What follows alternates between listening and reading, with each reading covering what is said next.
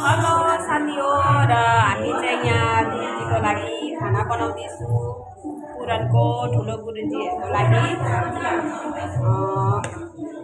आज चाहिँ लास्ट दिन हो र लास्ट दिनमा चाहिँ हाम्रो पालो परेछ साथी हो खाना बनाउने र हामी चाहिँ यहाँ साग बनाउँदैछु। रायोको साग साथी हो र यहाँ हाम्रो बहिनी चाहिँ भाँडा बनाउनु हुँदैछ र हामी दुईजनाको चाहिँ पालो परेछ हौ आज खाना बनाउने लास्ट दिनमा चाहिँ साथी हो। र यहाँ चाहिँ गफ दिँदैछ साथी हो। यहाँ हामी दुईजना चाहिँ काम गर्दैछु र हाम्रो यहाँ के पाकिसकेको छ। यहाँ चटनी पाकिसकेको छ टमाटरको टक। यो के छ यसमा? यसमा छ दाल।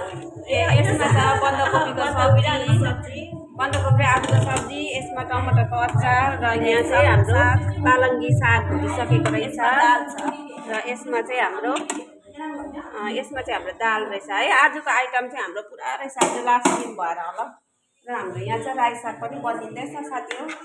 आज चाहिँ हाम्रो फुलकोपी पाक्नु छ र चाहिँ आज चाहिँ उनीहरूले एकैचोटि भात खान्छ अरे र भात चाहिँ हामी पकाउने छुइनँ हो। रोटी खायो भने चाहिँ पकाइदिन्छौँ साथी हो। र हाम्रो चाहिँ यहाँ पाक्दैछ अब अन्तिमको सब्जी साग साथी हो। हाल्नुहोस् होला हो।